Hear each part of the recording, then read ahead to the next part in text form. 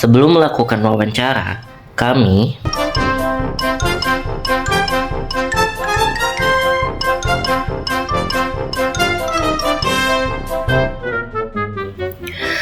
terlebih dahulu membahas bagaimana penugasan UAS genap ini dan telah dirancang apa saja pertanyaan yang akan diajukan, tempat MKM yang akan menjadi narasumber tugas kami, dan juga pembagian tugas untuk kelompok ini.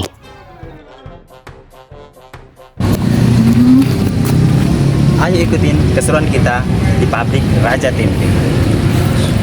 Dan pada akhirnya, hasil pembahasan kami menemukan jawabannya, yaitu kami akan mewawancarai UMKM Raja Tempe Sentul.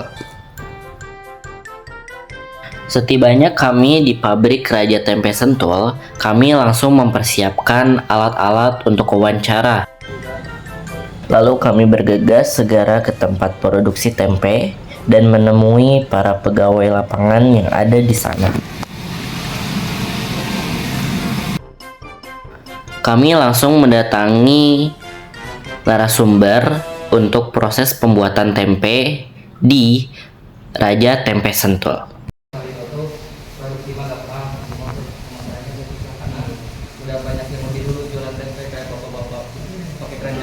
Di sana, kami tak hanya diberikan edukasi dan tata cara pembuatan tempe dan juga marketingnya, tetapi kami juga diajak oleh para pegawai lapangan yang ada pada proses pembuatan tempe untuk langsung terjun membuat tempe.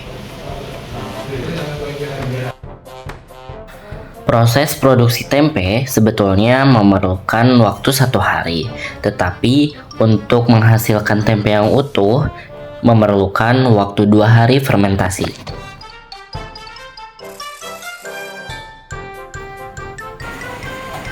Proses yang pertama adalah pembersihan dan perendaman kedelai.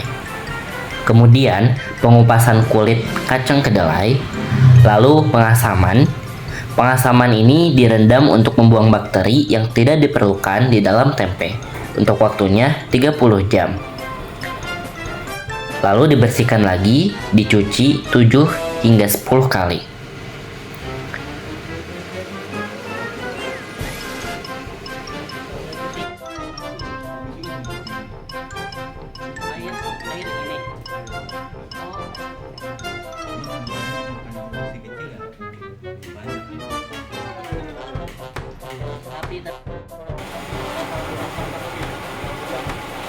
Lanjut direbus lagi sekitar 10 menit.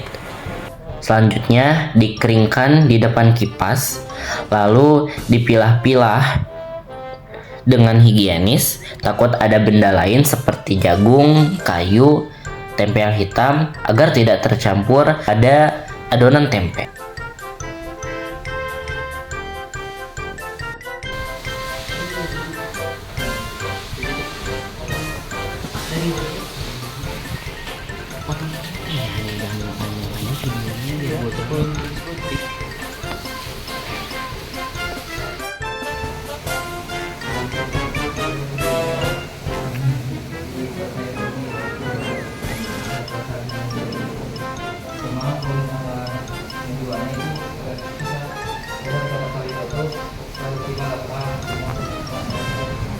Setelah proses pemilihan dengan higienis dan juga pengeringan, selanjutnya kedelai akan dikemas dan diukur berat bersihnya, diutamakan dilebihkan karena akan mengalami penyusutan. Dicetak menjadi kotak, tunggu selama 2 hari, dan kedelai pun sudah menjadi tempe.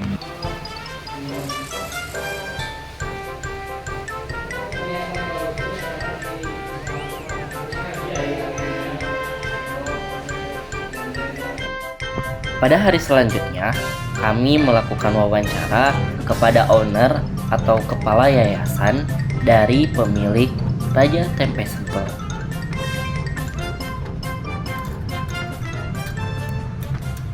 Ustadz Ali namanya. Beliau menjadi narasumber kami untuk wawancara tugas UAS ini.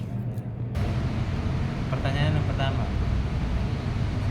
bagaimana caranya ide bisnis Bapak ini bisa datang atau mungkin baru kepikiran saat itu juga, atau memang planning Bapak yang sudah direncanakan dari jauh-jauh hari? Ya, terima kasih sebelumnya. Ide bisnis ini muncul yang pertama karena salah satu pimpinan yayasan kita ini bergerak di bidang kedelai internasional, ya, bergerak di bidang kedelai internasional, dan beliau sudah menjadi konsultan di beberapa tempat di seluruh Indonesia, mungkin ya, di beberapa tempat tentang kedelai, sehingga ketika Ponpes kita ini berkesempatan untuk mengembangkan upaya unit, yaitu unit usaha, maka tempe lah yang dipilih untuk menjadi salah satu bisnis. Dan yang kedua, pertimbangan kedua, secara data hampir 70% penduduk Indonesia ini mengkonsumsi tempe. Sehingga ketika kita menjatuhkan pilihan untuk usaha tempe, ini terbuka luas pasarnya untuk pemasaran, sehingga tempelah yang dipilih untuk menjadi usaha pesantren. Pertanyaan kedua, Pak, dalam bisnis tempe ini, apakah ada kendala saat menjalankan bisnis ini, Pak? Bagaimana Bapak bisa melewatinya? Ya, tentunya untuk di awal-awal kendala itu pasti ada. Tentunya kendala awal itu mungkin pemasaran ya, pemasaran yang masih mencari-cari, dan itu kan bersaing juga karena tempe ini kan sudah menjadi makanan makanan yang banyak diminati, sehingga pabrik-pabrik tempe ini kan sudah banyak menjamur di mana-mana. Hanya saja kita ingin memberikan edukasi juga kepada masyarakat bahwa tempe yang kita produksi ini ada nilai plusnya, diantaranya ya diproses secara higienis, diproses secara baik, dengan kebersihan yang terjaga, menjaga kualitas rasa dan lain sebagainya, supaya diminati. Tentunya walaupun kendala-kendalanya ya tadi itu yang saya sampaikan, kendala bisnisnya mungkin bersaingnya di pasar itu. Bersaing. Pertanyaan yang ketiga, Pak. Dari sebelum bisnis ini terbangun, bagaimana caranya Bapak bisa mendapatkan modal usaha untuk membangun bisnis ini dari awal hingga saat ini?